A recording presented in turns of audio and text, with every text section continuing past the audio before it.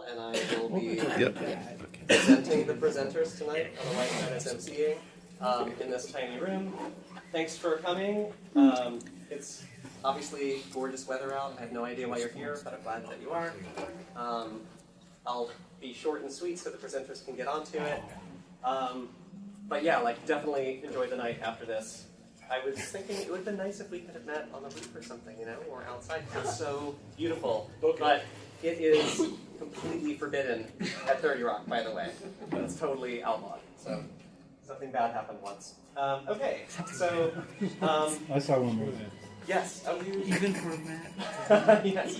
50 years ago. Okay, Even for so He disappeared, right? you can read this, but you know, please mute your mics and do ignore bullet point number 2 because we do not have handheld mics tonight. We're in a tiny room, so that's why I'm sort of trying to speak up-ish. If presenters are a little bit quiet, then I would just ask you all to try to also be quiet so you can hear them. But otherwise, I think we can all hear each other. It's a pretty intimate group today. And the restrooms, so these directions don't really make tons of sense. Yeah, because we're in a different room today than planned. They don't make any sense. They don't make... They make sense if you know where they are already. So you're right, they don't make any sense. So the restrooms are the men's room. They are Can't you just gender reverse divided. it? If it's right on the left on the left, right on the left. Well, normally we're at each end of the space, but now we're kind of in the middle facing this direction. So the men's room is over here, just, you know, and then the women's room, you kind of have to go around where the pizza was into an adjoining hallway in case you need to. And, okay, that's that. On every single one of these slides, the Wi-Fi information is down there. So if you can't read it, let Ho-Ling know, and maybe she can go to you and tell you what it is. But otherwise, just, you know, check it out if you want to use the Wi-Fi. I'm going to skip this slide too because we're not using mics. Okay, so just so you know what's going on, where we're at. We're at 11 minutes behind the announcements, but I'll be quick. We'll probably be on time for when the talks start because of that. And tonight we have some great people. I think that's on a coming slide. Okay. So, but this will also be noted later, but just note as part of the agenda, there is an after party. I sadly will not be joining. But anyway, please go anyway. I know I would be the main reason you would go, but please go anyway, even in my absence. We picked up on that implication. Yes. Cool. So the talks, we've got great talks tonight. We've got Jacob Rockowitz, who is not really talking, but will be presenting the kind of Drupal for anyone out in the main area there for people that have specific questions, or if you want to work with someone, he'll be out there. Try not to get distracted by the gigantic, like billboard-sized television that has really terrible news on it constantly. So just like face away and you'll be fine. Then we'll have Thorsten Krug, who I did not know is going to be talking about Drupal Ethereum module, which sounds really, really cool to me. And then Scott Wellpow on security. And Robert Racinko, sorry. Robert Racinko, everyone who's watching this later on Drupal security. So say hi to any of the organizers while they're here. And if you're an organizer, I guess raise your hand. I think there aren't that many here tonight. Okay. Great. Awesome. Ho-Ling is the mastermind behind this, generally. And I am obligated to thank my employer for the pizza and sodas. Yes. And I definitely am obligated, but also would like to thank Fastly because they are fantastic and they give alcohol, which makes people happy. Not everyone. Some people don't drink, and that is okay too. Even though this is a small setting, still, feel free to take some shots and post them on Twitter and stuff like that. But if you do me a favor. If I look really bad, please don't do it. Just please don't. But I can't stop you. But and then take shots of the room, making it look like there's hundreds of people here. Just kidding. Okay, so the upcoming events. I actually do not know most of these because I haven't been paying attention lately. What's that? You want me to? I can list them. I just went to the count. Oh yeah, totally. The dates. Like in your mind? They're everywhere. Go to drupalcal.org. You'll see them all. Okay, but awesome. Upcoming is Asheville, Texas, Austin. Or Asheville, sorry. Asheville's later in June or July. Texas is only in 3 or 4 weeks. It's May 31st in Austin. Cool. Montreal is close in June. Only 6-hour drive or so. There's a lot. Go to drupalcal.org. Drupalcal.org. That's That's awesome. And then also these events. It's camp season, so there's a lot more than this. Very, very cool. Thank you, John. And if you are interested in speaking, are we still? I guess we're not contacting you anymore. Yeah, go to drupal.nyc/suggest. That is awesome. I did not know that had changed. A lot of things you didn't know. There are a lot of things I don't know Very about this meeting and otherwise. Okay, so who's hiring here? Looking for front-end designers. Okay, cool. Can you tell people what you're... Well, my company's analytical. We have do a lot of work for a lot of our clients, and we really need to bring someone in who can do designs, because designs are horrible. And I have my own sites, which really I have ignored for way too long. So the first sites are my own personal company websites that I need. Then we'll move on from there. Awesome, cool. Thanks, yeah, so see Scott and... NBC News Digital.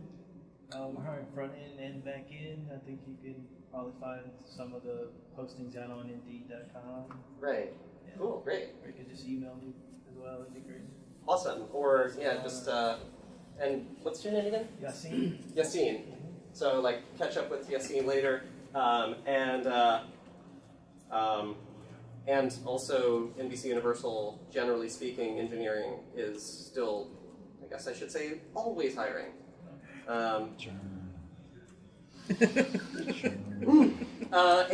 Okay, so who is looking? Oh, and you are also hiring. Well, I think I want to hire you because I've never seen a developer admit there's so much that they didn't know.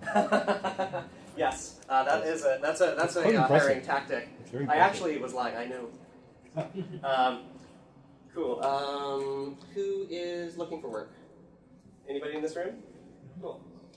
What's your name? My name is Eric Kelly, and worked with 7 a lot in the past 7 years. Cool. Awesome. So get with these people, definitely. Anybody else? Yeah, my name's Beth Jacobson. I'm the study backend developer. Cool. And we know Beth. Beth is cool. And Hey, I'm JD Leonard. I'm a back-end developer freelance. I'm in Jersey City, and I do everything. awesome. So everything is great. Okay. Anybody else wanna flag themselves or say hi or whatever? Okay. Cool. Great. Now the obligatory 5 minutes. I'm actually going to cut it down to 4 minutes. Sometimes I feel like it's honestly I feel like it's too long sometimes. But No, 5 minutes is fine. Try. We're trying to be welcoming. Try to find someone that you don't know, if you can. This is an invitation, not a command. You are invited to turn to your left or your right and find someone that you haven't talked to or you don't know. And say hi. If there is no one that you don't know, John. ask them a question that you haven't asked them before. Just as you guys I'm glad to see the elder members of the meetup being so welcoming to the newsroom. Meeting people new during the 5 It takes minutes. like 3 days to process the When we lose people, it's not a good Oh, there you go. And that was my goal. All right, everybody. So I want to welcome Jacob Rockowitz. Yay! I don't need to put any slides up. So, actually, I want to start the new Bebop again, but let's step back and I'm going to just tell a quick story from DrupalCon where I was at the Community Summit and we were talking about diversity. And someone told the story of going to a meetup and no one talking to them. They went to the meetup, no one engaged, even acknowledged their presence. And they walked out of the meetup and was like, I'll never go back to that meetup. And it really sat with me, because it's like, and that person was, let's throw diverse, meaning they weren't the normal white male that goes to tech meetups, and they felt excluded.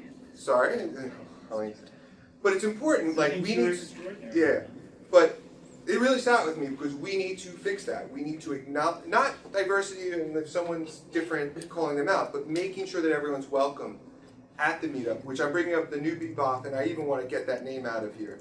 But I really want us to I personally am like, we should think about how we're running these meetups, how we're welcoming people. Diversity also includes like young people, old people, new people, advanced people, junior people, senior people, and figuring out how we can keep tweaking the meetup to adjust it so it's more welcoming. I mean, one key example, and I'm going to call out that tonight these talks are very technical. They're not appropriate if you're new to Drupal and you're coming to be like, how does Drupal work? And you don't really, you haven't done much Drupal work. They're actually a little bit above that level. It's not a bad thing to go to a meetup and, see someone present something that's above your level. You can get a lot out of it.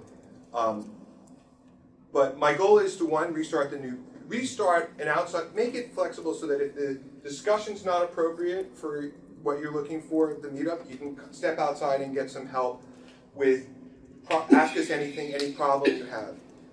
On a similar note about this, and I kind of want to bring it up at every meetup I want to start talking about this, is we need new presenters. We need more variety. We want people talking about what you're doing and make it very open and easy for people to present. And we want to also help people do presentations. And it could be a lightning talk. It could be 15 minutes of what you're working on. I mean, I have a list and I could off the top of my head spit them out. Module of the month. What module did you install that you thought was cool? Case studies. We also just need, at this general meetup, we need general updates on things that are happening in the Drupal community. What's going on with core initiatives, content moderation. I was just talking to someone about Civi CRM. What's going on in Civi CRM? I really want to put a strong pitch that everyone should be open to presenting. We don't bite. And my best elevator pitch on this is, it's the best thing you could do for your resume. It's better than learning any programming language. That little note on your resume that says, I presented at a meetup, says so much to a potential employer, because it says you can get up and talk to people. And if you want to move your career beyond coding, this is the way to begin.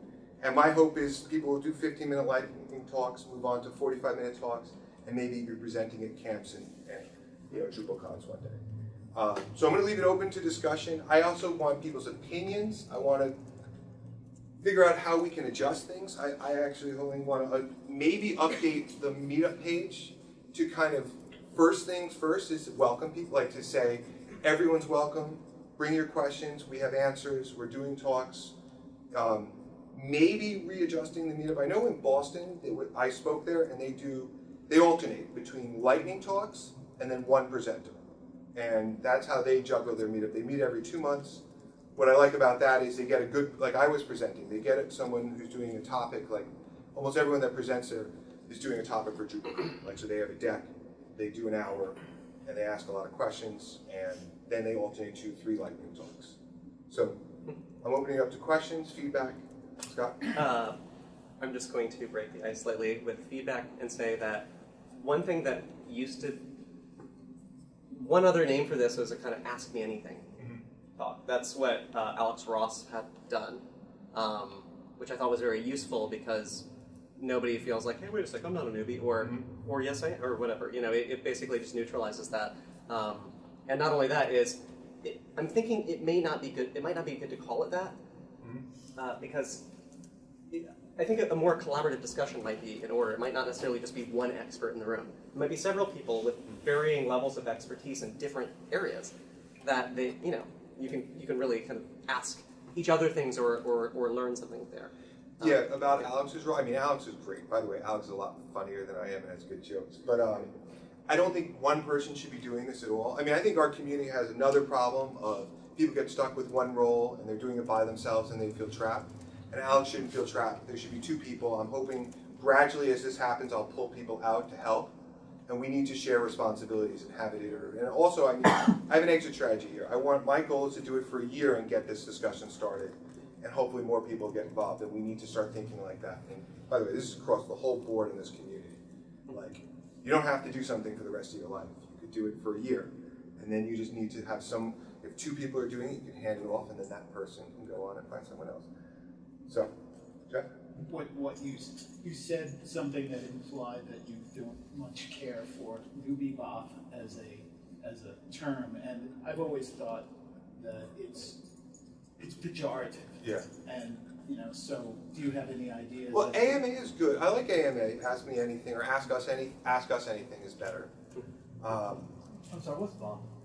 Yeah, Birds of the good. feather session. Okay, so Bob, great. What is this exclusionary language, man? Birds of a feather session are kind of off the cuff discussions where people like, the unconference is going to be kind of a BOF where people are going to pick the topics they want to talk about and present and discuss it. But actually BOF is not, it's ask us anything. Just means you flock together. You want to go talk about your particular problem, somebody else probably does too, so you go out there and talk about it. That's And the what we terminology history is from unconferencing, by the way.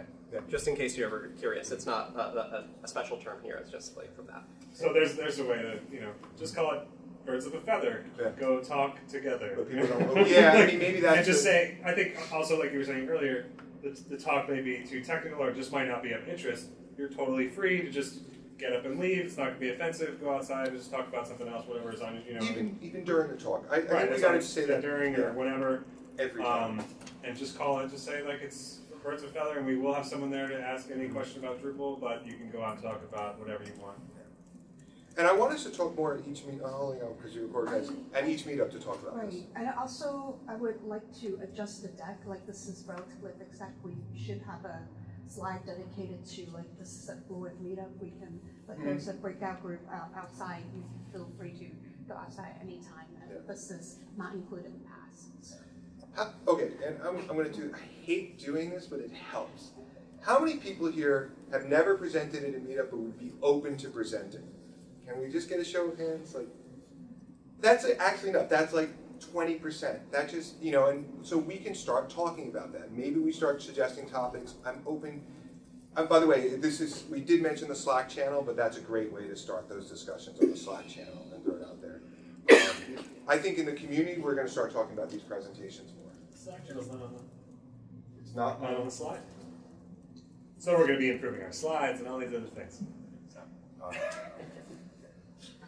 yeah, and I mean, my thoughts on new people presenting, if you have a topic, great. If you want to work together on a topic, you can take the 2 hours at one meetup and work on a topic and then present it at the next. I mean, I'm going to go chill outside. I actually have to do a presentation for web form and accessibility, and I don't have an interest in presenting it here. And I actually think the research I'm doing, someone could do a great deck on just accessibility.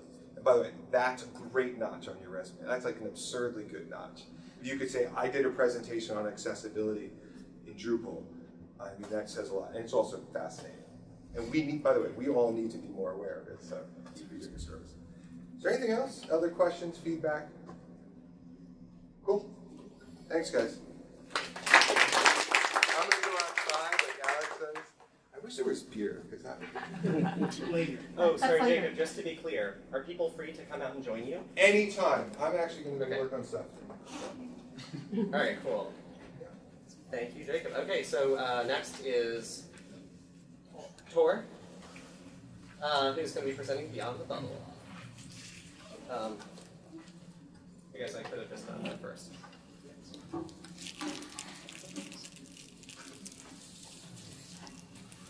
Yeah, welcome. Oh, I'm sorry. Nick. Can I just ask everyone here one small question? Does anyone have an iPhone charger? I'm embarrassed to ask that, but really, thank you. Sorry for that. Okay, thank you. Someone raised their hand. Is this videotaping the whole thing? Yeah. Are the motor and the camera Thanks doesn't so burn much. out? The motor? Oh, there is a motor in there. There's something driving the A recording. motor? Sorry, Forrest. Yeah, Forrest, we...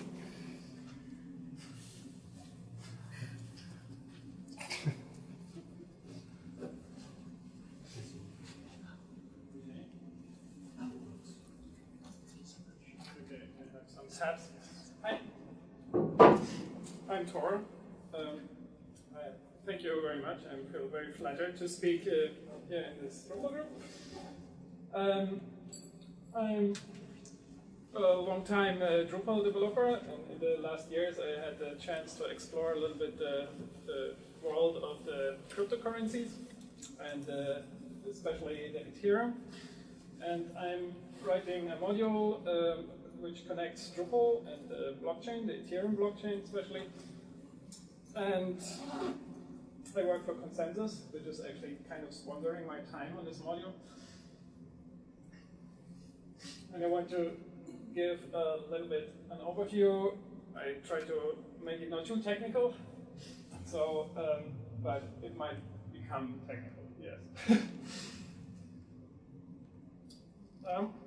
When I first started with this talk, there was like very, very little press releases, like two years ago about.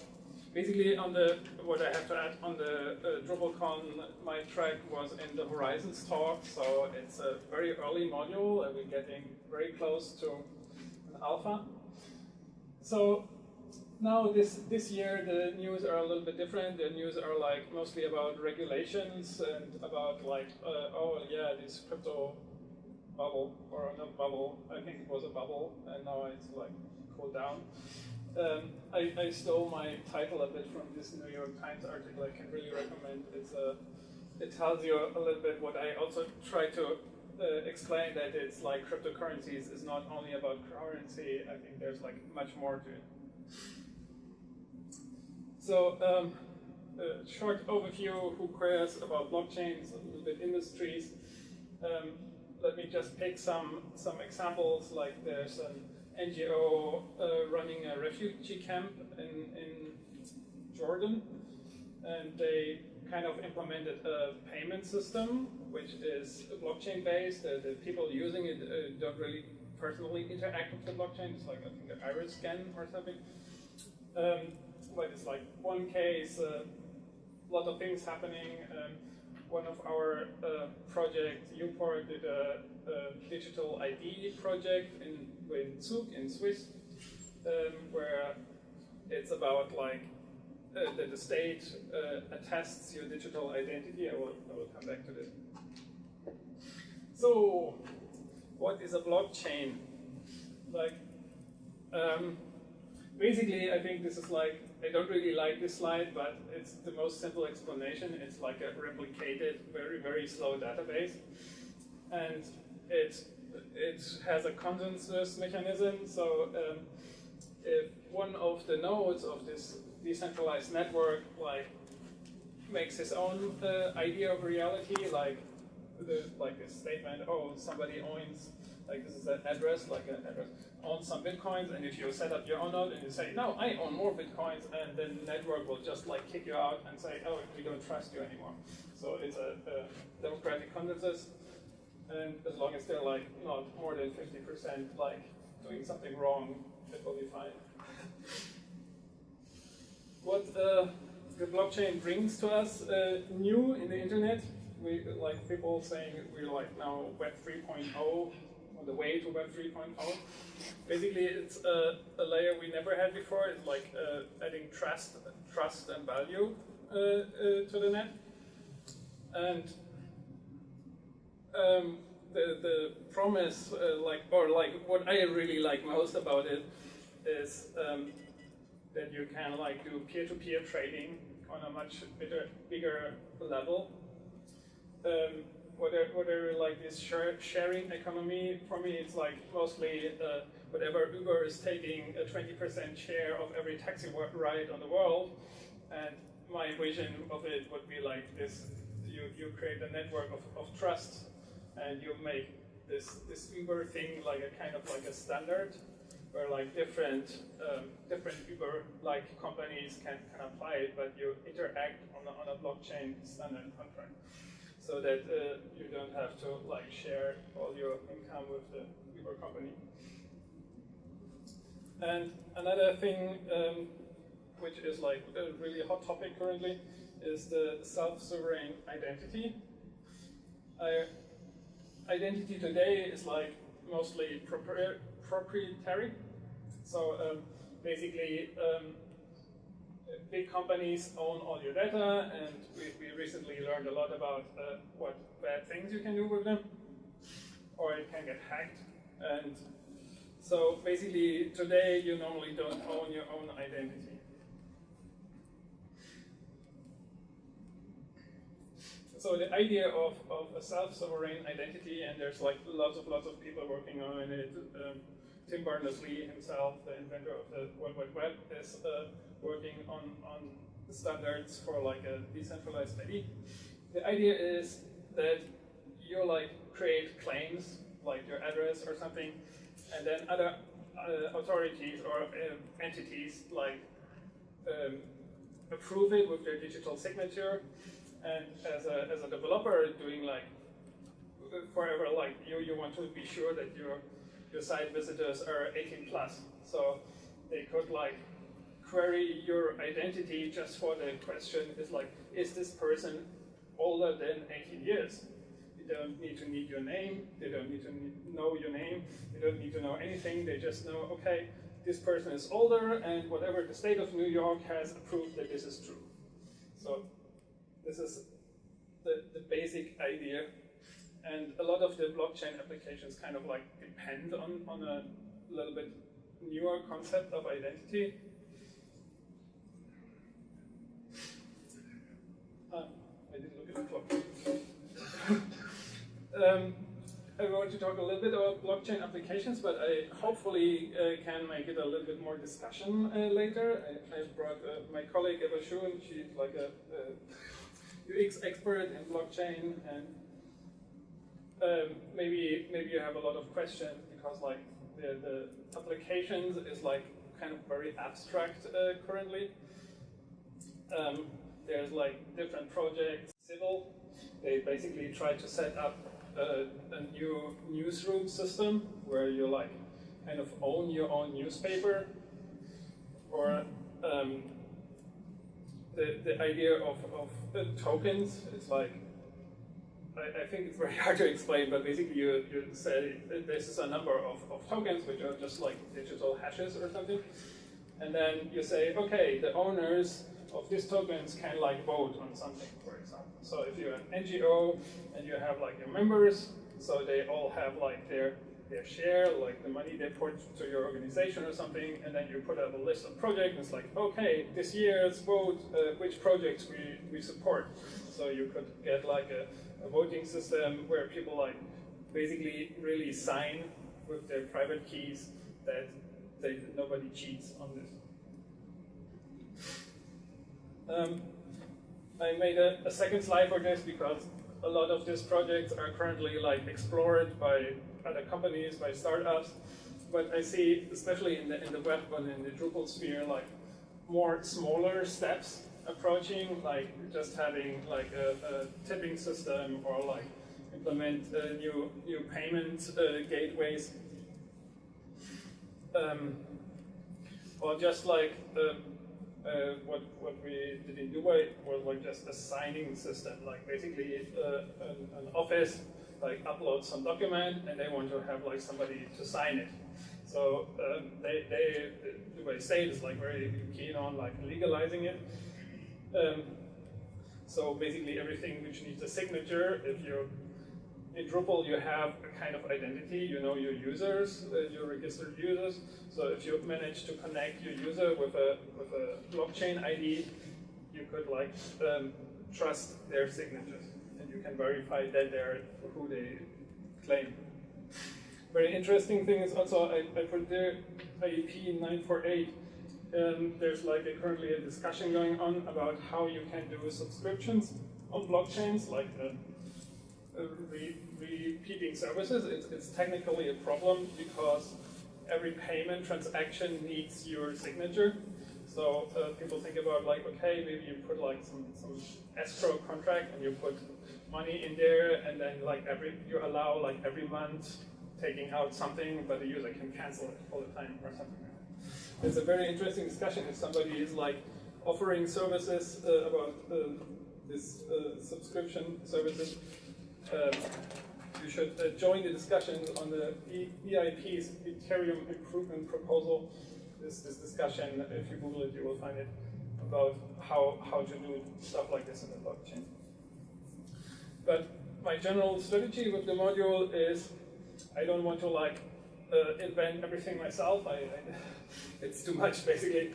So I'm looking for like things like this IP, like people writing contracts that have proven well, and then apply them to Drupal. That you can just like roll them out of Drupal. That's the next steps goal. Anyway, so Ethereum, like Bitcoin blockchain, I think like everybody knows now. The Bitcoin blockchain is actually only, or mostly only money. It doesn't have like a computing functionality. What Ethereum adds there is like this feature of programmable money, smart contract.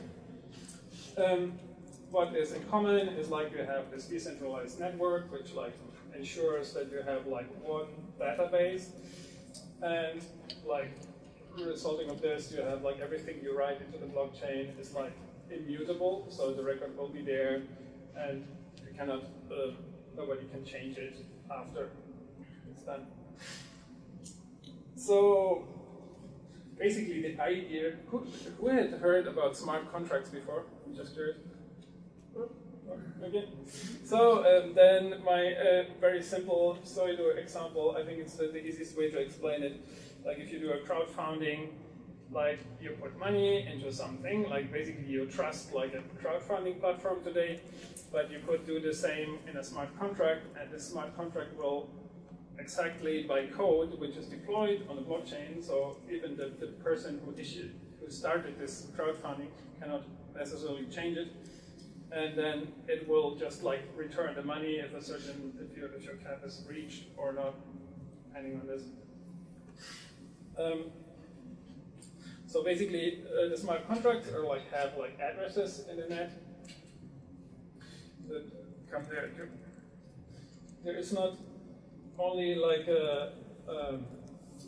like when I talk about the Ethereum blockchain, I normally talk about the global public chain, but it's an open source software. So if you have like whatever, like a company network or something, you could like technically also roll out your own blockchain to get a ledger, whatever, between your entities, or like your own signature system within your consortium or wherever it is.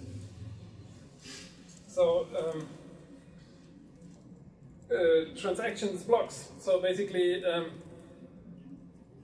every transaction, like every write access, write to the blockchain is like a signature, and then the Ethereum system like combines this to block, and every average, I think it's 17 seconds, I looked today, there's like a new block created like every 17 seconds, and yeah, so what is in there you can like find in the block, and if you know what you wrote there, like if you know what the data actually is, you can read it. But it's still public, and you might be able to guess as well if you don't know this. So we have Ethereum. Ether is the money of it. If you do like execute smart contracts, you pay a little fee for like the execution of the code. Depends on actually how much work is in there, and some consensus on the Ethereum developers. Like there were some attacks on the network. People used like very cheap functions to create a gem in the network and stuff. So it's changed sometimes, but it's not going to change like the rationale. Who gets the gas money? I think the gas money is, I'm not sure about this. It's paid to the miners. It's just burned. It's the But miners. It's paid to the miners. Yeah. do they get the money as well? They get like basically if you solve this crypto puzzle, what the miners compete about, you get a fixed amount of money. Maybe you get also the gas money. It's the mining reward, I think. Yeah, and they compete on it, and it's yeah, it's like also the big critics about all the blockchain stuff is people like competing with their 10 GPU machines about like solving a hash nobody really needs to have, but this creates like the proof of work, and it creates like by doing this they can earn the money. But yeah, it's a big criticism about blockchain that it just like consumes a lot of energy for nothing. But basically the Ethereum community is like really working on going around this, reducing, there's like proof of stake, there's a lot of different things in discussion to make first like the whole blockchain faster. It's not yet fast enough to compete with like the systems like Visa, who does like 20 or 40,000 transactions per second. We can do, I don't know, like 20 or something. But people working on improving this. Blockchain data is public. If it's written there, if you don't encrypt it before in your application, it will be publicly readable. Are there separate chains for separate applications, or is there a single public chain? There's a single public Ethereum blockchain. There are some test chains you can also use, or you can like run your own chain. I'm curious just because in the future, if this is it's widely used, how do you have consensus and globally distributed 12 trillion node chain? We will see. That's quite a scaling problem.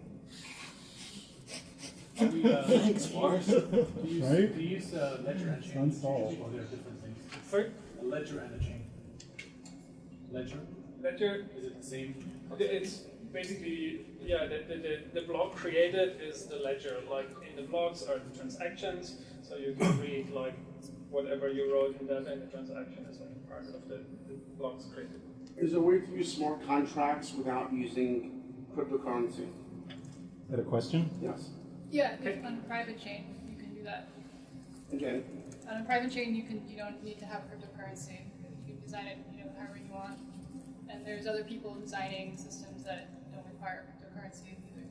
That can do smart contracts. So if you work in a public Ethereum chain, it will cost you something.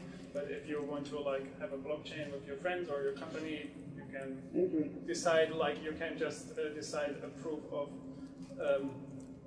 like an ownership permission. You authorize some nodes and label them. And for the currency use, is the cost per unit flat, no matter how far in the future you go, or does it increase the way Bitcoin does? Because as Bitcoin, as more and more people mine, the cost of mining goes up. After or gas? Basically, the currency is like just on demand. So if a lot of people want to buy it, it's getting expensive. But also the system adapts to this. The plan is for gas to Let go me down. try to get a little bit more on. So, because we have some really hard problems. The problems actually currently are mostly like UX, because the user needs to have a key to sign transactions. So there's like different things. Like the most popular currently is MetaMask, which I mostly use also for testing.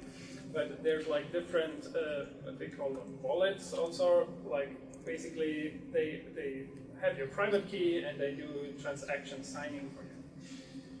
So I try to make, in my module I'm working on, I try to make this very extendable, that you can like add a lot of different transaction signers for it. Current state, the Drupal module, the latest features are on GitHub. I love Drupal org, but development is really hard there sometimes. So, but I think in the next few short time, days, weeks, I will push back to the Drupal org again with the latest features. So basically, how we can connect like Drupal and a blockchain in the current web. As you know it, like there's a server and it pushes out data. In the totally ideal decentralized world, you would use like IPFS or Swarm, like which is like a decentralized file system, and you would like get your data from the blockchain, and you will like not need any central server anymore. I think we're relatively far. There's a few like hackathon style projects, but I personally don't know live production projects with don't have a database somewhere. Basically, you very often need a database. It's like when I first started, I tried to create or like basically a friend of mine created a Twitter client, and I should do some UX UI for him, like some front end coding. And then when you think about like he just wrote, you cannot do it's too expensive today, but he just wrote tweets into the blockchain. So, but basically, in order to like use like user referencing or like hashtags, you would need to index all these strings written to the blockchain, put it in a database in order to be able to reference them, because like the blockchain itself, or you would force like everybody who wants to read all tweets to have like the whole blockchain available and searchable. So it's a technical problem. So most current applications are like semi-decentralized, and it's also the approach I'm using in the Drupal module. There's a lot of architectural challenges. So Ethereum is defined by like called yellow paper, and it's like defines mathematically how this works. Practically, there's like different Ethereum clients like Git, Parity, and Quorum. TestRPC, there's a new test system, but basically you have the problem that they're like mostly the same, but not exactly always the same. So, which leads me to I need a library on a PHP level to abstract this, to like be able to connect to different clients. When I started the project, there was one library. It's like, cool, I can use it, and I just went to do Drupal. I ended up doing a lot in this library. It was actually the hardest part of all. And like most recently, they're like since the end of last year, suddenly, like after I wrote a lot of tests to the library, more libraries appearing in PHP, and they're partly even I would say better than mine. But another thing is like the transaction signer, like how you present your front end to Drupal. So the library, it's also hosted on GitHub. It's kind of part of the project. It lacks very few things I hope to get into. Very important is the DC verify. It's like basically Ethereum uses elliptic curves cryptography, and in order to do like a challenge response authentication, PHP needs to be able to decrypt. And there I didn't get the library which kind of reliably works. So, but one of the newest things is like basically you can put in like your contract information, which basically which functions are there and which data types they need. It's like called the ABI, Application Binary Interface. This is like the key to read data from the blockchain. So now you can like directly take a contract and it's an object and you call it. And this is the contracts in Drupal are configuration entities now. And yeah, there's a lot. So I will do a little show. So basically this is my Ethereum server list.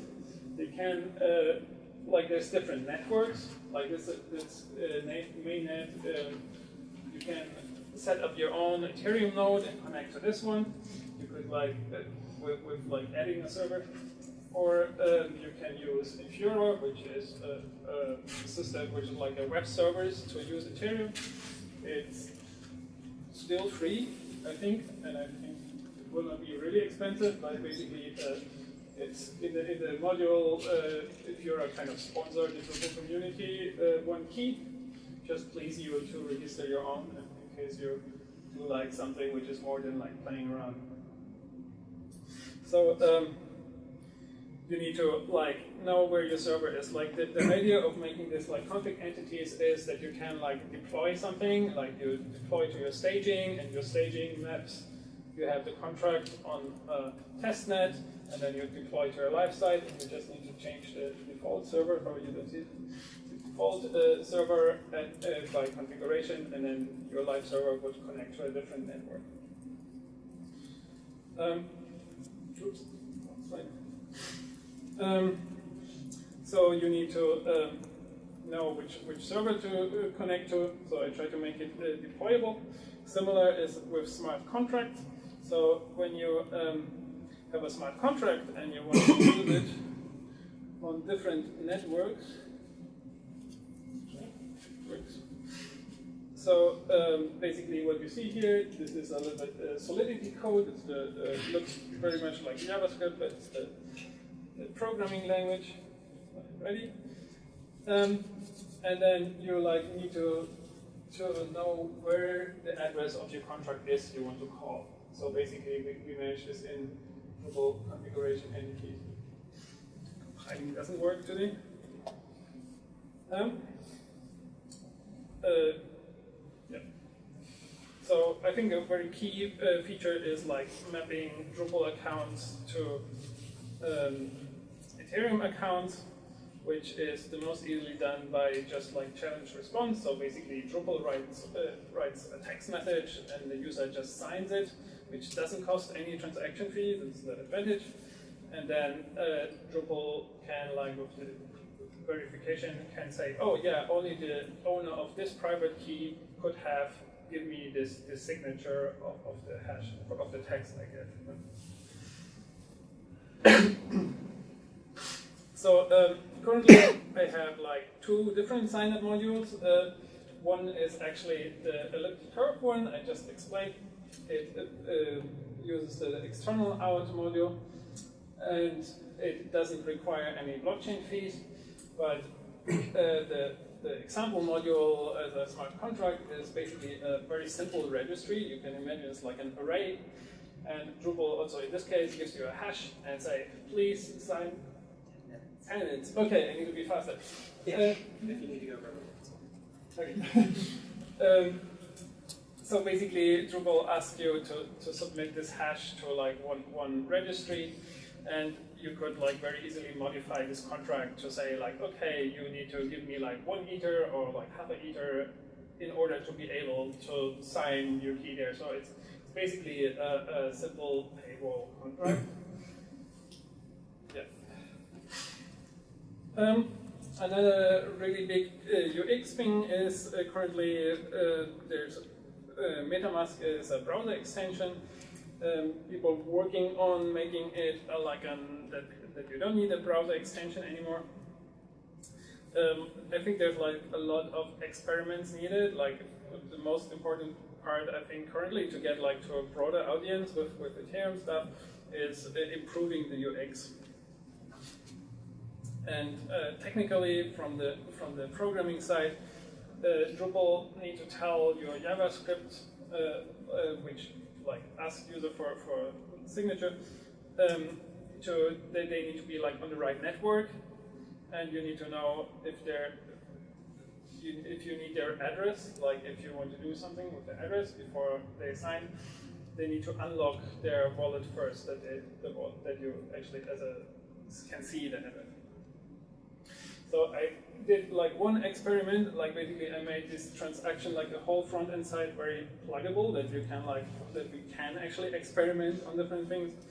So the left side you see like kind of like a state indicator. It's like, oh, am I on the right network? Like if you see it here, show it. So this is my MetaMask, and there's like lots of different networks. And if I'm not on the right one, which the server demands, it doesn't make sense to do anything. So the user needs feedback if he's on the right network, and if his account is unlocked, if you need the address. So I try to abstract it a little bit into like just these 2 things, to have like one general API where you can like how I launch a little transaction, which would be like in this case in the the window console log. You need an account and you need the Web3, which need to be connected to the right server.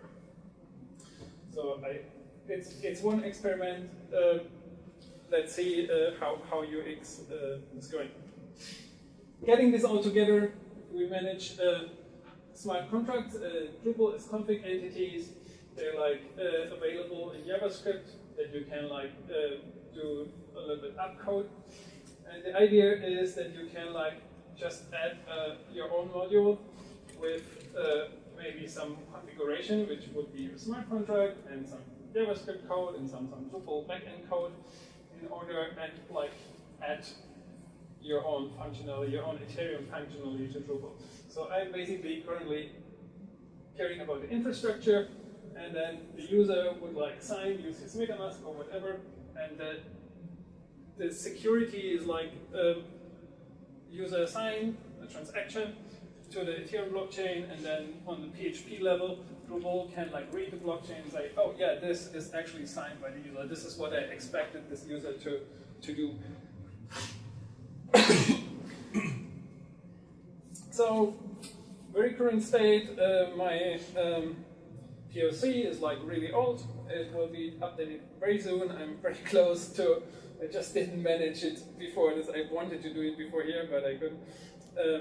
To do like all the things I did like in automatic contract calling in the POC. It's like really ugly hard coded, and now with the new infrastructure, it's like actually zero configuration, and you just have the contract and get your data from there. Yeah. I think blockchain in general will change a lot of interaction, a lot of business models on the long term. I think we should think about it. We should think about maybe if there's other business models. And last but not least, I want to thank people like helping me in the development of the module. Thank you, everybody. And if you have more questions, and if you have questions about applications, which I always like neglect a little bit, my technical talking, you're welcome.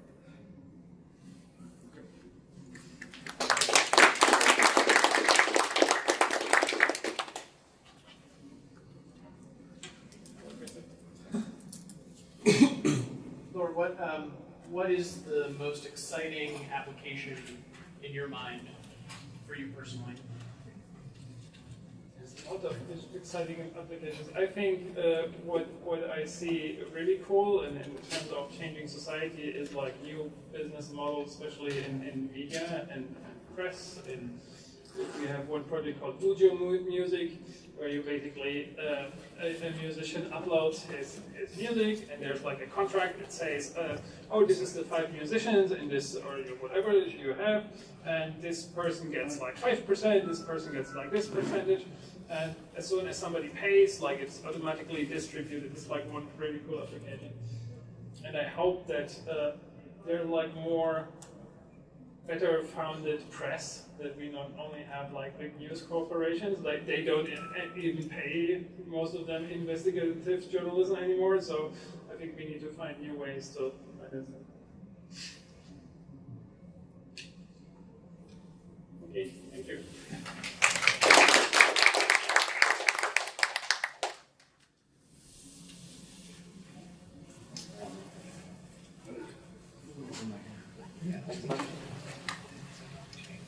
Definitely gonna watch more of that later. So I will advance. Oh wait, I'm just going to advance the slide. I'm really just going to do this for you. I'm not doing research on this one, but torrents. I need to get that view out of my. In a sense of decentralized, everybody is sharing I'm data. get lost in connection. It records And I push the arrow.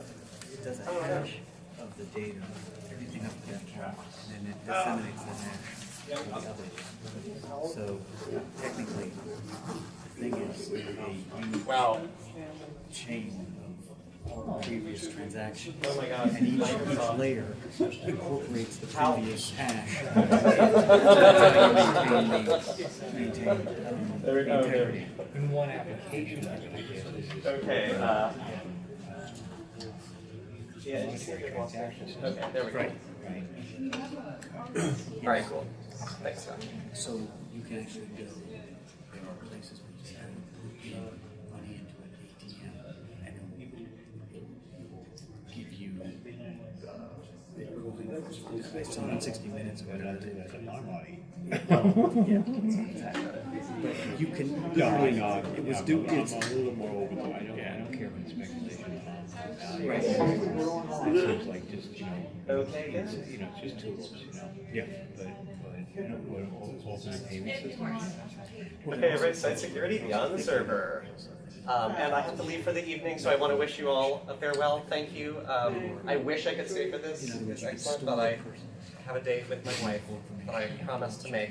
It's recording, so I will definitely watch it later.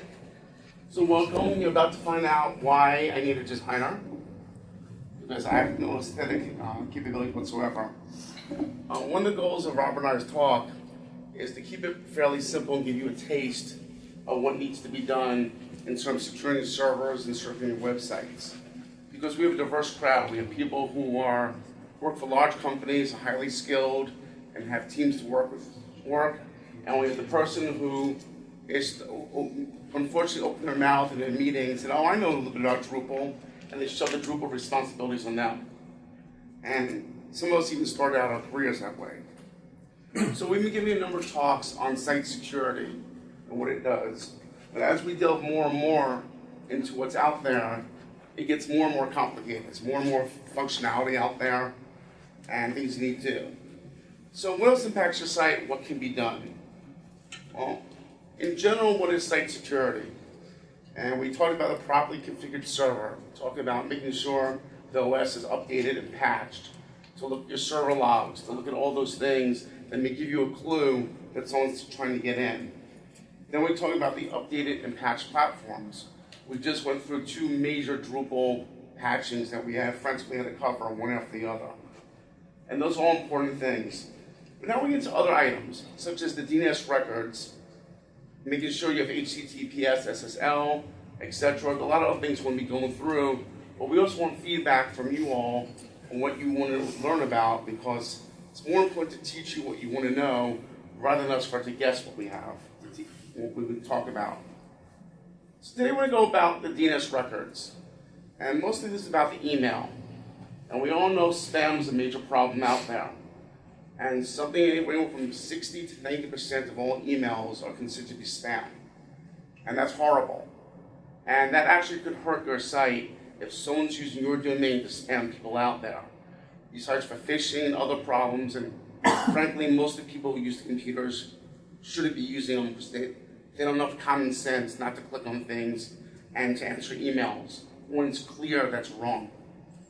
I don't think Microsoft is giving us money to go test websites out, especially when they have spelling errors.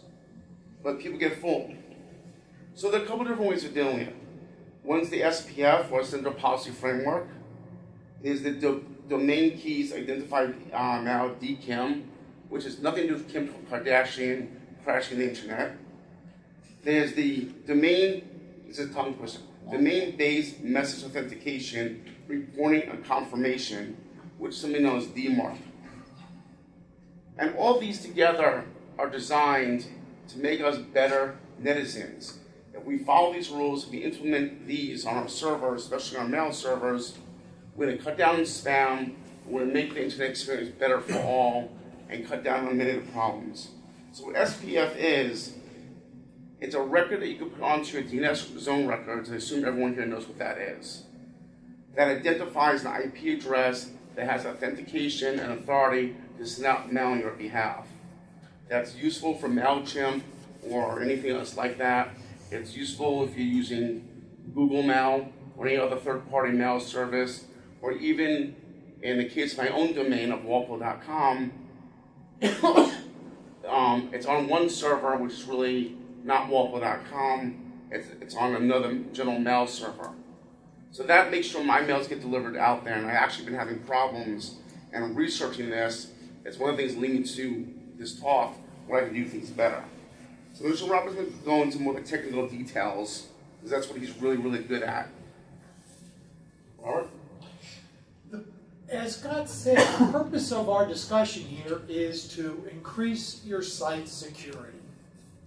And if anybody noticed in the last presentation, one of the slides, different wallets that are available, and one of them was my Ethereum wallet. Does anybody know what happened to that site like about 2 weeks ago? There was a DNS change by a small DNS provider. It also impacted some major internet providers, and several $100,000 of wallet contents were stolen simply because of a very small DNS change on a very small DNS provider. And it just goes to emphasize how important security is, no matter the size of your site, the scale of your site, whether it's a simple HTML page, a very complex Drupal site, or as some of you are in the larger corporations, where you're tied in with major pieces of your company infrastructure. So the purpose of this talk is to bring up several things that you can place on text records in your DNS setup that improves the security of not only your site, but of your email authentication. And it's very simple. So it's not about DNS. It's not about email. It's the very simple things you can do to make your site stronger. And so as Scott said, one of the very first ones, actually one of the oldest, is the Sender Policy Framework. And this can be a very simple one-liner, and we have an example here of what is shown in the email header. Anybody you ever look at your email headers? All that big, giant text that you don't see? You ought to look at that once in a while and see what's in there. But here's an example. It just says, received SPF pass from a single domain in the IP. It's that simple. And what that tells the receiver, the email receiver, that you're authenticated. You don't control it. You just put that record out there, and when you send out your email, the email server that receives it knows what to do with your email. It can throw it away, it can put it in the bit bucket, or it can pass it on to the user. Go to the next screen. And you can test your records with Dig. Everybody uses Dig, right? How many people use Dig? So explain what Dig is. Learn Dig. Dig is one of those obscure little things that you never ever need until you need it. And it's a simple application, and it's very simple. You just key in Dig, and you're doing the text record and what you want to see, and you can use some other little qualifiers like short or all or whatever you want, and it'll come back with a result. And here you have an example of a very simple SPF record for one domain that says, okay, soft fail for anything from that domain. That's all it says. And then the email receiver knows what to do with it. Or you can be more complex with your primary mail server, your backup mail server, and I don't know if you can really see it on the screen, but that's a minus all. So Robert, what's a soft fail and a hard fail? A soft fail means you can't receive it and view the email. A hard fail, and again, this is predicated on the receiving email server. It has nothing to do with your DNS. If it has a hyphen all, it means that anything that comes in that's not from what that statement says, either mail.example or mailback.example, fail. Don't put the email out. How many people here have configured mail servers? Okay. So for the rest of you, and we don't touch mail servers. We're really concerned about our Apache server and running Drupal. The mail servers are a little more complicated than we think they are. You actually set them up to say, okay, an email comes in. Let me check who's sending it to me. Let me check the domain. make sure that the domain matches the IP address on the zone records, and that's where it got sent from. Because that's how they prevent the spoofing and they prevent the spamming. Now, for instance, I go back to my Scott@walpole.com. I can send an email to my friend, and it vanishes into the ethers. I don't know where it went to. I send it to a new company, it bounces back because they don't like it. I discovered why they don't like it, and now I have someone who's sending me an email, and his email bounces. What happens at walpole.com is on a server that's DED2000, whatever the number is, .inmotionhosting.com.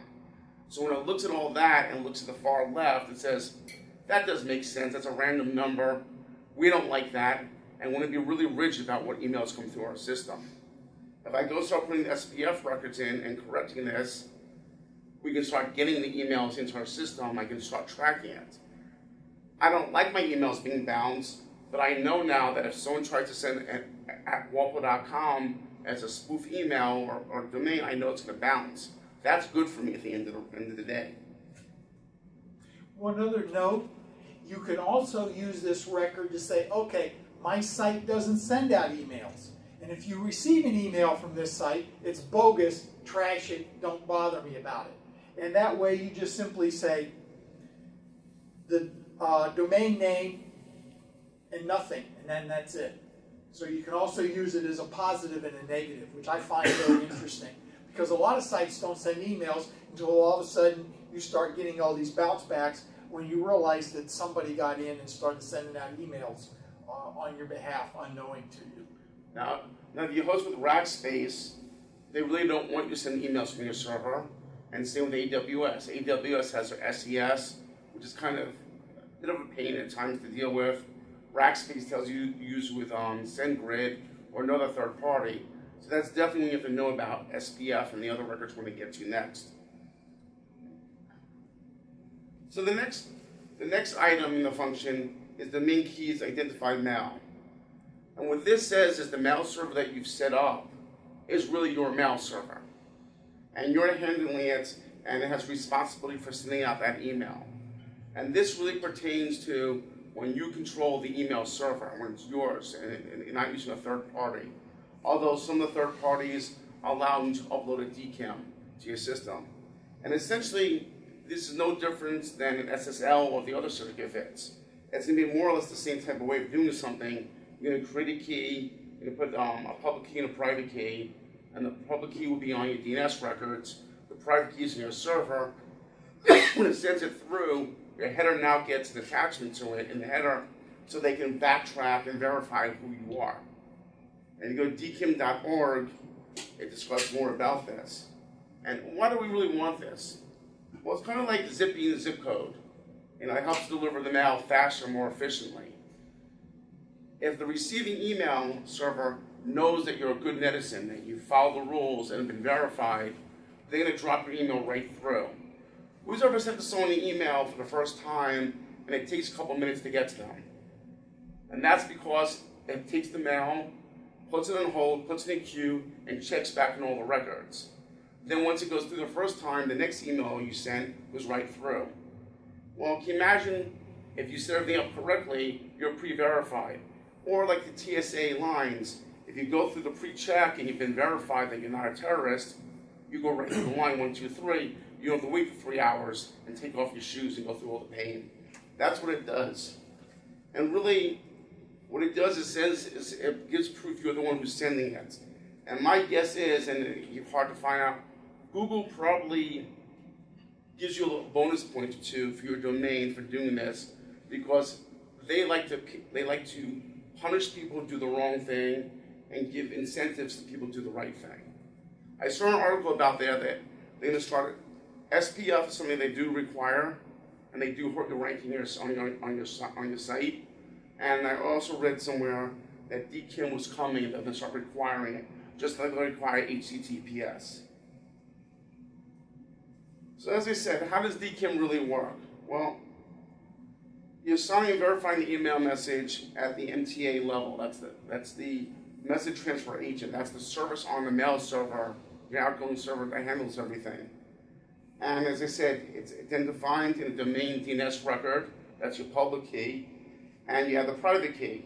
So that's essentially, it's no difference than sending PGP or anything else. It's just a variation on that. It's just like we spoke about the Ethereum and the blockchain. It identifies who you are, and sometimes it's by another party. So this gives an example, Robert. You describe what's in this header, because to me it looks like gibberish. Yeah, this is the classic what you see in the email header. It just tells you have a DKIM signature, you're using an RSA SHA-1 key, and then it's got the public key in there. And that's about all it really is. And again, it's up to the mail server receiving it to process this. So you don't have to understand about mail servers. All you're really doing is publishing what you want people to check on your email so they can authenticate you. How many people, yes? Yeah, to back up to the slide you had up there. Okay. Yeah. Well, down where it says VH equals and B equals, could you explain to me how that line of code is written by the computer? Is that like a cryptological coding where each character represents a cryptographic code, or is it just typed in, as he said, gibberish? And I've worked in cryptography, so if you can tell me, I won't tell you who my friends are. There is a public key in there. Okay. Now, one thing if you've looked at the email headers, they actually split the key when they print it out in the header. But in the system, it actually sees it as a long string. And of course, depending on the length of your key, you have more stuff there. It's stronger code. Yes. One of the things that years ago when I was first learning that, we talked about parsing strings. And you can have an embedded, understandable representation within, like if you're reading through the first thing there, you got it, then you go NKY, someone who's decoding that has the other end of the key would say, oh, it comes from New York, because that's where somebody's reading through there he says it's gibberish, it doesn't mean anything. Does it read it that way, which is a typical format of parsing? Well, it's a standard public key, and remember, if you start trying to decode the key, you actually know that there's a prefix in there that tells you what the RSA signature is, what it is. There's also the check codes in there, and you can start breaking it down, and there's actually a few programs where you can print out all that information. Yeah, that's what I thought. Yeah. Thank you. How many people in the room actually have looked through the headers, email headers, at one point or another? Especially the bounces. Right. That's what this is all about. How to keep from bouncing all over the place. I look at it when someone says, oh, the email is bouncing, I can't get it to there, and I said it's their server bouncing for some reason, not my hosting business. Everything else goes through. Yeah, 5,000 emails go through, that you don't give me credit for. One bounces, it's my fault. So if you get a chance, take a look at your headers. It's just interesting to see how everything gets routed through. Remember, email was really the first killer app that comes out on the internet. So here are the steps. Let's go through the steps of creating. It's really very easy to create this. It's just you create your private key, and you can specify the length. Generally now it's 2048, but if you're into a little more security, you can use the 4096. Then you generate your public key from that, and then you take that key. Now this is sort of the tricky part. It took me a while to figure it out from instructions. When you create the DNS text record, you've got the standard headers there. Okay, DKIM, it's got V, and it's always the DKIM1 version 1. The K is for whatever specifies the key. And the tricky part is the P equals. You have to take the content of your public key without the begin and end public key, without all the carriage returns, make it one long gigantic string and paste it in there. And depending on where you host or where you have your DNS set up, they do have tools to do all this. And this is just really the basic steps. It's one, create your private key. create your public key from it, and just remember, it's your public key that gets published in the DNS, and you do it through creating the DNS text record. And again, we're not about DNS, we're just about creating 3 simple records in your DNS to make your emails life much smoother. Go to the next. And here you can check it, again, using dig, which is just a very simple to use, and you key in the string in there that you want your domain key and your domain name in the text record, and it'll give you the full long string out. Question? Going back when I was working in network administration at a Fortune top 10 company. Anyway, just say for example, if one were using an IBM system, which their primary assembly language at the time was BAL, which is programming, you can decipher this, although it's quite time consuming and horribly boring, to break it down into assembly and then even down to the binary code for the machine language to unravel what you're doing. Does anyone ever do that legally? Yes. Other than a text? Yeah, again, you can take, there's several little applications available where you can take that key and break it down and see all the information in there. And in reality, it's no different than when you apply for an SSL certificate for your site. You go through the same basic process. You create your private key, you create a cert that you want for your cert signing request, and you send it off to whoever you want to buy the key from, and then they send you back your key, and as you look at it, you can see it. And also in the browser, when you click on the upper left-hand corner, you can decode the keys of where you're looking at on every site. You know, the mechanism exists. You know, it's sort of like, okay, it exists, I know it exists, it worked, you never look at it. But it's interesting to look at every once in a while, actually, you know, get under the hood and understand what's going on. So far we've been talking about on the sending side. Now we have the other portion. So in the beginning, we have the author domain signing practices. I think they got rid of that because it's a horrible acronym. It's not DKIM, DMARC, or anything else. And it's used to check to make sure the other parties have signed everything else. Now, it's been deprecated and superseded by DMARC, which we'll get to in a second, but this is the basic information. Now, you might have a server, you might encounter that. Now, this group is diverse, right? It's tough to see what you encounter each day. And some of us are just using hosting, but if your email doesn't go through, it's good to have an idea about this, so you at least have a place to begin looking. There's no way in the sessions that we do that we can delve deep enough into any of this, especially a lot of people who don't know, we get lost, including myself, if we go too deep too fast. It's a learning. So I'm going to give you an idea of a flavor of what's out there. So on the receiving side, via the DMARC, and that's really the other side that says, hey, guess what? This server that's sending stuff is following the rules. Here's all the information. Let's trust them. Let's have a relationship so we know things go through. And it says the other one is following the sending policies that are good for us. More importantly, it says this server is not following the policies. They're not following the policies. They're not really being good parts of the netizens. They're not following what we need to do. And we don't want to deal with those people because generally speaking, they're the ones that cause problems. Either they're malicious or they're just lazy to follow things. We all know that probably 95% of all hacks were prevented if people actually did their job and paid attention. Okay. So the DMARC's purpose is to produce false negatives. That's when you get the bounce one day and not the next. Okay. Again, it gets to some authentication reporting.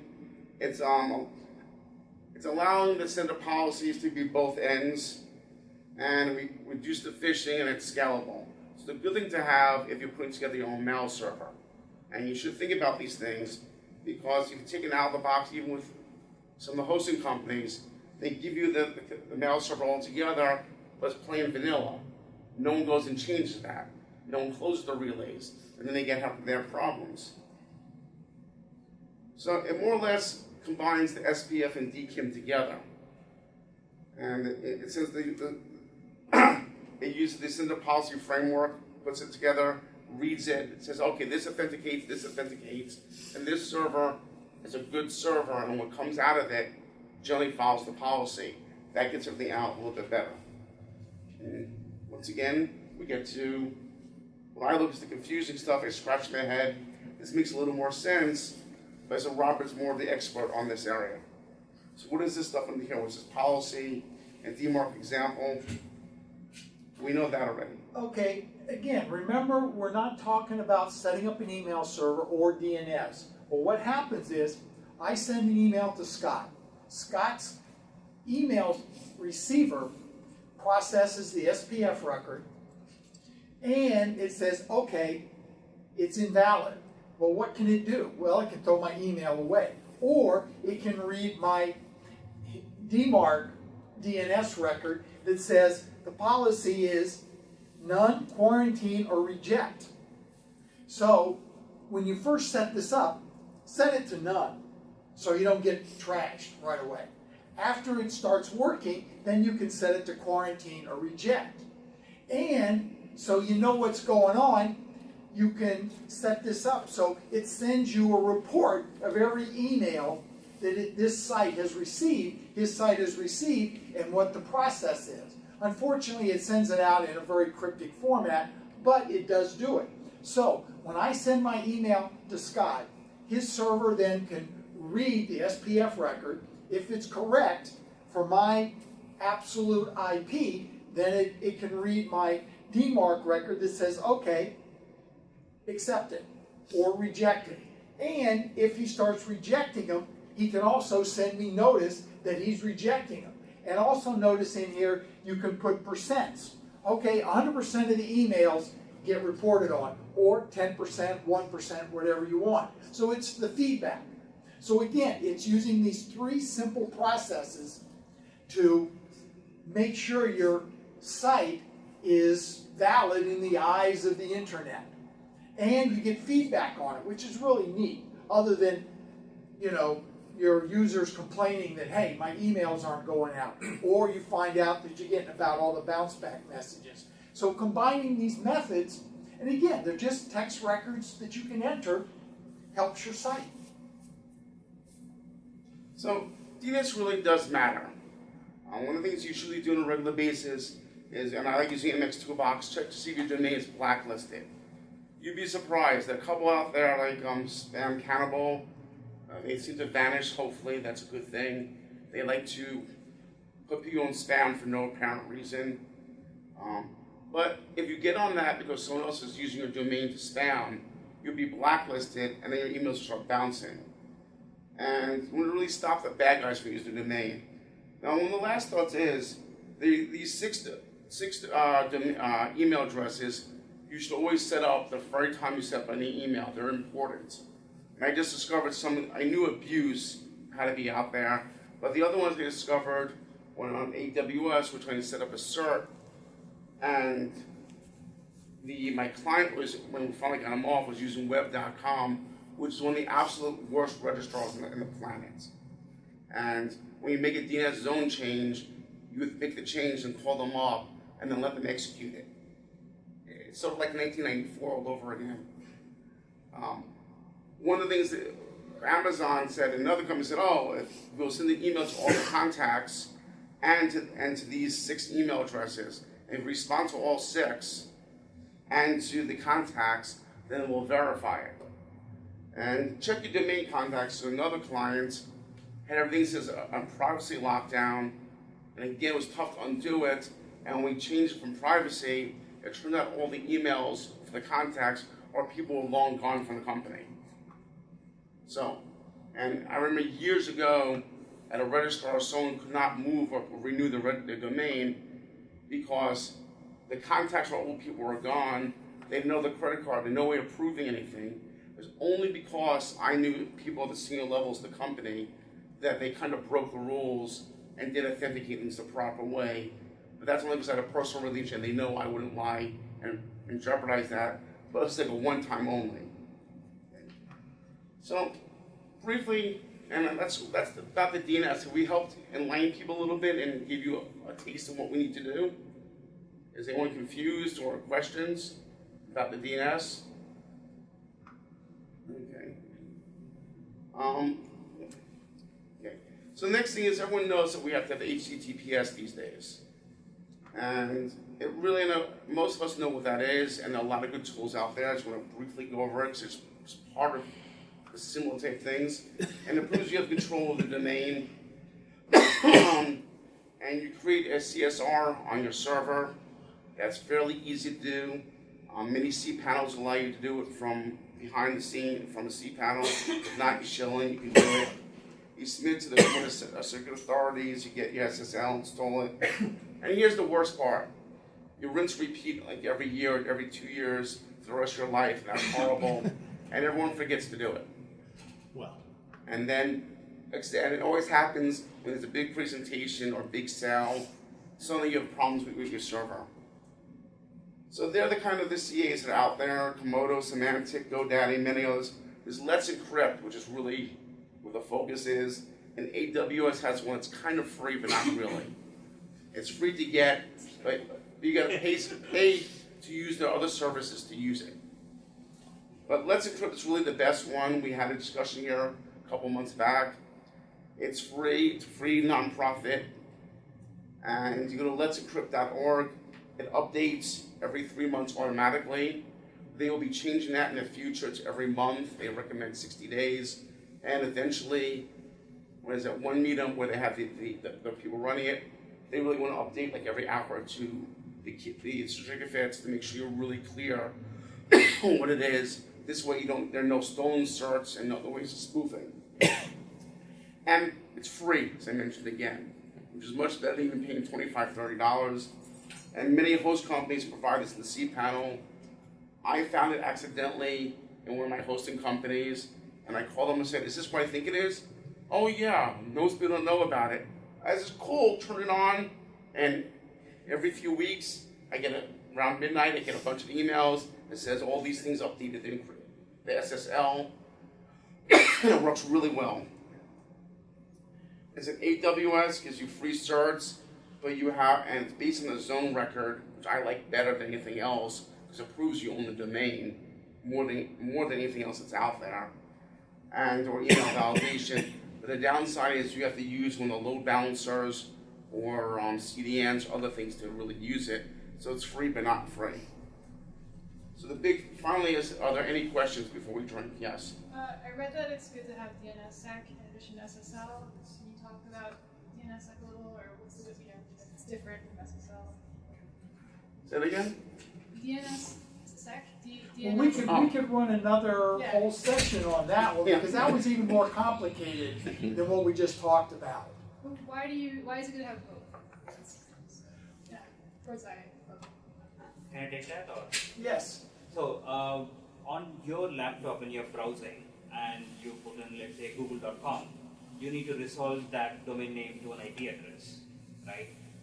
Typically, this happens on port 53 and it's unencrypted, which means your service provider can see which websites you're browsing. And if your organization uses an internal DNS server, all of this we don't bother checking. We just connect our Wi-Fi and we're automatically assigned a DNS IP. We just use it without thinking about it. But the person running that DNS service has access to everything you're looking up. And if you're looking up, chances are you're visiting that website. Right? You don't just look up things and not visit them.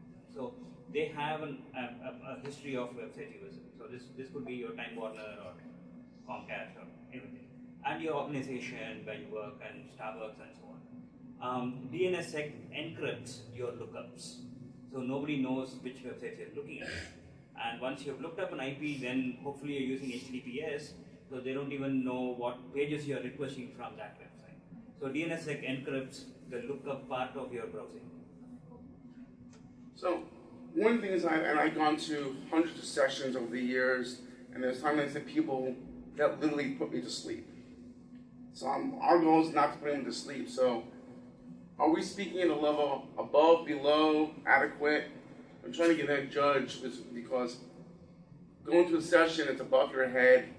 is no fun, and going to one that's way below your level is also no fun. So we try to get somewhere in the middle to get as many people as possible. I mean, our thing was great. I learned a few things. You know, I'm looking towards blockchain for a project, and give me a flavor. You know, we have 20 minutes to an hour to talk, so obviously we can't go in depth. But of course, we're all available for if you want to ask us questions. It's probably one of the things I love about the tech community is how we're all willing to help each other out without expecting anything in return for it. As long as we're not doing the job for you, we'll give you advice. So I like your sessions, Scott. Thank you. I've enjoyed every one of them. Thank you. Well, thank you. Yeah. Any questions out there? Any other questions? I wanted to add one point to your last part of your presentation. If a certificate provider offers to create your public and private key and sign your CSR for you, don't ever do that. Don't ever do that. They claim that they delete the private key once you've downloaded. We found many cases where they have not deleted the private keys, and then they got into trouble. Now Google Chrome has removed them from the list of trusted certificate providers. There's all kind of problems with that. So don't trust your cert provider to generate the keys for you and sign them. Like, you have to do the hard work of setting it up. Yeah, or just use Let's Encrypt. The bot will do everything for you. Very good point. Very good point. Yeah. And this isn't really rocket science. I hate to say that, but it's very simple to create your own keys. It's not hard at all. Commands, yeah. And no matter the size, I mean, the systems nowadays knock them out in no time. So don't go with short keys. Go with something a little longer. Push the envelope. It's a really bad place out there. But honestly, I was also reading that hacks are growing, and attempts at hacks are growing at 20% in a year. So, and we have more and more connected devices. And don't forget, we're walking around with this. I don't really know how secure our phones really are. And you have all these idiots download apps that, people are stunned that Facebook hacks your data. It says, can we share all this information in your contacts every time you install an app on your phone? I always hit no. So. Any other questions? What other subjects would you like to hear about in terms of security? Do you have a preferred way to remove spam? The preferred way to remove spam. Well, I guess for the naive user, one would unsubscribe if one were getting spam from an unsubscribable list. And it's an unfortunate name for it, but there's piddlepee that relays back. It's like an infinite loop of spam. So for spam coming inbound, it's not unsubscribable. I have a service that I resell and I use at the spam washing, so that no spam never touches my machine. So out of the thousands that hit my emails a day, maybe 3 or 4 get through, and that's because if I go spin up a new server for my Walpo.com email, and then they say only allow email from down to as close to 0 as you can get. But I know at one point I was getting 2,500 spams a day. And if I only get 3 or 4 coming through a day, that's fine. I used to spend my mornings just going through the emails, and I would lose good emails. A couple emails do slip through, but luckily with this service, it stays in there for 2 weeks, and I can go search for it and find it and whitelist those. But that's one way to cut down on the inbound spam. I've had Walpo.com since '95, so it's been quite some time. And there's no way if my name's all over the place, there's no way I'm going to cut down. And I mistakenly used the free email services once upon a time. Like if you didn't have your public computer in which we do email, I didn't realize we're taking our email addresses and selling to thousands of people. That's for cutting down inbound spam. If you have a mail server, your Spam Assassins is another helpful tool to cut down. They're smart. They find IPs, and again, I wouldn't be surprised if there's a way to configure the DMARC and so forth to take that information and send it to Spam Assassin, send it to the other providers. Is there a way of doing that? Pretty sure there should be one. Well, there's a lot of tricks if you run an email server to cut down on spam. But as we all know, it's sort of a losing battle. But that, again, you could spend quite a bit of time on that. I mean, you really kind of have to have a specific question on that. I mean, just as a point of reference, just on my system, I block close to 40,000 URLs a day. And it takes me like 2 or 3 minutes to run through this every day, just to make sure, you know, everything's good. And it works. It really works. But you sort of have to think, you know, what infrastructure do I need? You know, it's unfortunately, just because you have an email address and a browser doesn't mean you're safe. You know, there's a lot of add-ins you can use. There's a lot of mechanisms you can use. Is that a question, or are you stretching? So as a personal exercise for me, I wanted to know how easy was it to break a hash in Sector 7, and it's surprisingly easy. If you have a rack of GPUs on your computer, if you're a gamer, or you have a laptop or something, you have a GPU, there are a lot of free programs out there on the internet that allow you to brute force through a password hash to get to your password. So, like, for example, I tried Hashcat. It's a free open source hashing program that allows you to chew through a hash and try to determine the password that's in that system. So, I mean, there are using that and a GPU on your computer and a lot of time and a lot of patience.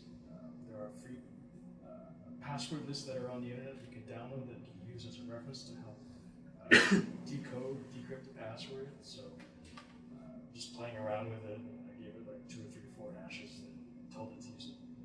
It was a Drupal 7 hash. I was able to suss out 4 or 5 passwords out of Drupal's user table. It's really easy to get a password out of a hash. So whenever you generate your private key and your public key, whatever you can afford, you should max that out. Yeah. 4,000. Well, no, that's a good point. That's a good point. But to your point also, I was sneaky behind the scenes that when people would pick their password, I would match it up against those lists of known bad passwords, and those passwords would never be allowed. So I was blocking that at that level also. And again, it's how much effort do you want to put into it to protect yourself or your clients? You know, that's why we're doing these little brief things on security. Yes, everybody knows it, but I know everybody doesn't use it because you hear about it every day in the news. Sites this, that, the other. It happens. And these are sites with big wallets, deep pockets. So, you know, protect yourself. You know, do the simple stuff. So maybe and do it often.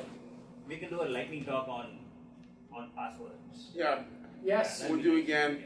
My personal process is, I think of a silly phrase that makes no real sense. Like, remember, like, I drink blue rum from a purple bottle. You know, and then throw a couple of random characters in there. I'll remember it every time. There's no way that anyone can figure that out randomly. It's just too hard. Yeah. It takes too long. But, you know, people, look at Sarah Palin. They figured her password. Why? Because they went to Facebook, they found out the name of the school, they found all the information. You know, don't use your pet's name. You know, I say, choose someone who was a bully to you in school that you don't like, so they'll never appear on your Facebook, and then some other pet that you don't of your friends. You'll remember that. But that makes it really, really tough for other people to figure out. Or random phrases. I stopped using the random characters because after 200-300 passwords, I couldn't remember them anymore. So I used to have no problem. Now it's getting a little bit harder. Yeah, when you set up a new thing and it asks you, okay, give me 3 things so you can identify yourself when you forget the password. They always put your school, your dog's name, your favorite color. Never, never, never answer the questions correctly. Pick the most bizarre thing you can come up with and try to save it. And there are applications to save this stuff that are supposed to, keep it safe. But don't put in your school, the name of your car, your dog's name. Never, never, never, never do that. They ask me your mother's maiden name. Well, that's really easy to find these days. So I used a name they couldn't possibly figure out. These are all things you can do to prevent yourself. The other thing is make sure when you get the phone call, yes, we are calling to tell you your computer is sending out signals to us. Don't speak to those people. Or rather, when they call you up, speak to them about 20, 30 minutes to waste their time. Because then it takes away the incentive they keep doing it. I had fun with them. I told them I don't have computers. I told them I have a UniVac. And they're like, I don't understand what that is. Yeah, so security is really important. I mean, it's almost like it should be your mantra. Yeah. So that's why we're doing this. Feel free to contact us with any questions. We do all these stupid security things. It's our thing.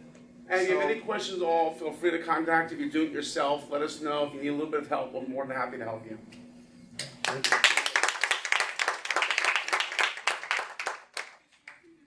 I'll wrap it up.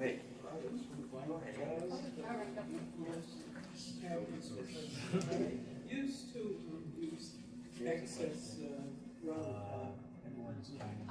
Let's thank our speakers one more time for tonight's presentation.